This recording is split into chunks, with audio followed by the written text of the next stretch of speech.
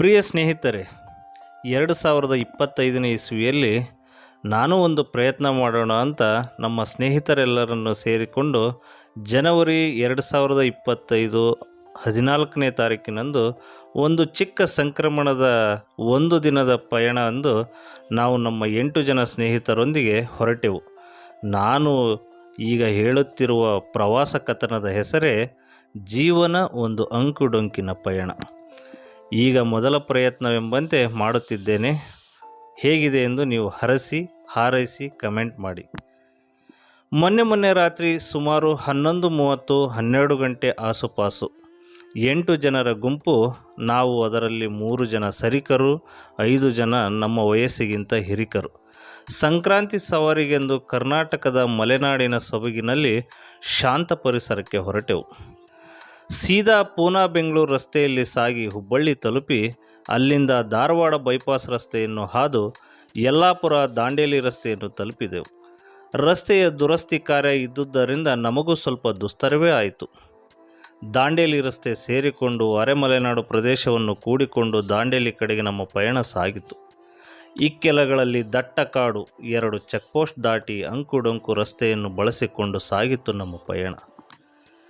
ಎಡಭಾಗದಲ್ಲಿ ಕಾನನ, ಬಲಭಾಗದಲ್ಲಿ ಜುಳು ಹರಿಯುತ್ತಿರುವ ಕಾಳಿ ನದಿಯ ತೊರೆ, ಎತ್ತರೆತ್ತರಕ್ಕೆ ಮುಗಿಲೆತ್ತರಕ್ಕೆ ಬೆಳೆದು ನಿಂತಿರುವ ಮರಗಳು. ಅಷ್ಟು ಸಮಯಕ್ಕೆ ಬೆಳಗಾಗಿದ್ದರಿಂದ ಹಕ್ಕಿಗಳ ಕಲರವ, ಚಿಲಿಪಿಲಿ ಸದ್ದು ಶಾಂತವಾಗಿದ್ದ ಕಾಡಿನಲ್ಲಿ ಕಿವಿಗೆ ಅತಿ ಮಧುರ ಇಂಪಾದ ಸಂಗೀತದಂತೆ ಕೇಳಿಸುತ್ತಿತ್ತು. ಹಾಗೆ ಮುಂದಕ್ಕೆ ಸಾಗಿದೆವು. ನದಿಯನ್ನು ಕಂಡ ನಮಗೆ ನಾವು ತಂದಿದ್ದ ಚಾವ್ರಲೆಟ್ ಎಂಜಾಯ್ ಕಾರು. ನಮ್ಮ ಪಯಣವು ಆ ಕಾರಿನ ಹೆಸರಿನಂತೆಯೇ ಸಂತೋಷದಿಂದಲೇ ಸಾಗಿತ್ತು. ನದಿಯ ಪಕ್ಕದಲ್ಲಿ ಕಾರನ್ನು ನಿಲ್ಲಿಸಿ ನದಿಯಲ್ಲಿ ಕೆಲ ಕಾಲ ಸಮಯವನ್ನು ಕಳೆದೆವು. ದೇವಸ್ಥಾನಕ್ಕೆ ಹೊರಟಿರುವುದರಿಂದ ಹಾಗೂ ಅಲ್ಲಿಗೆ ಮೊದಲ ಬಾರಿಗೆ ಹೋಗುತ್ತಿದ್ದರಿಂದಾಗಿ ನಮಗೆ ಅಲ್ಲಿಯ ವ್ಯವಸ್ಥೆಯ ಬಗ್ಗೆ ತಿಳಿದಿರಲಿಲ್ಲ.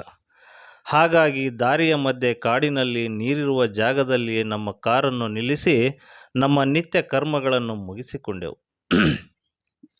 ಅಲ್ಲಿಯ ನೆನಪಿಗಾಗಿ ಒಂದೆರಡು ಫೋಟೋಗಳನ್ನು ಸಹ ತೆಗೆದುಕೊಂಡೆವು. ಮತ್ತೆ ನಮ್ಮ ಪಯಣ ಮುಂದಕ್ಕೆ ಸಾಗಿತು. ಅಲ್ಲಿಂದ ಸೀದಾ ದಾಂಡೇಲಿ ತಲುಪಿದೆವು. ಅಲ್ಲಿಂದ ಒಂದು ಚೆಕ್ಪೋಸ್ಟ್ ದಾಟಿ ದಟ್ಟ ಕಾಡಿನಲ್ಲಿ ನಮ್ಮ ಪಯಣ ಒಂಟಿ ರಸ್ತೆಯ ಮೂಲಕ ಸಾಗಿತು.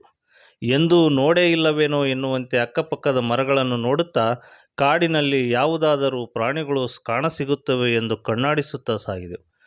ಕೊನೆಗೂ ನಮ್ಮ ಪಯಣ ಗುರಿಯತ್ತ ಹತ್ತಿರವಾಗುತ್ತಾ ಹೋದಂತೆ ಪರಿಸರ, ಕಾಡು ದಟ್ಟತೆಯಿಂದ ಕೂಡಿತ್ತು.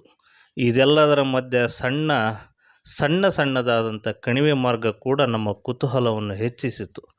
ದೂರದ ಸ್ವಚ್ಛ ಪರಿಸರದಲ್ಲಿ ಹಚ್ಚ ಹಸಿರಿನ ಕಾಡಿನ ಮಧ್ಯೆ ಪ್ರಶಾಂತ ಮಡಿಲಿನಲ್ಲಿ ಅದೆಷ್ಟೋ ರಸ್ತೆಯ ತಿರುವುಗಳನ್ನು ದಾಟಿ ಬಂದು ತಲುಪಿದ್ದೆ ಶ್ರೀ ಚನ್ನಬಸವೇಶ್ವರ ದೇವಸ್ಥಾನ ಉಳುವಿಯ ಶ್ರೀ ಚನ್ನಬಸವೇಶ್ವರ ದೇವಸ್ಥಾನಕ್ಕೆ ಬಂದು ತಲುಪಿದೆವು.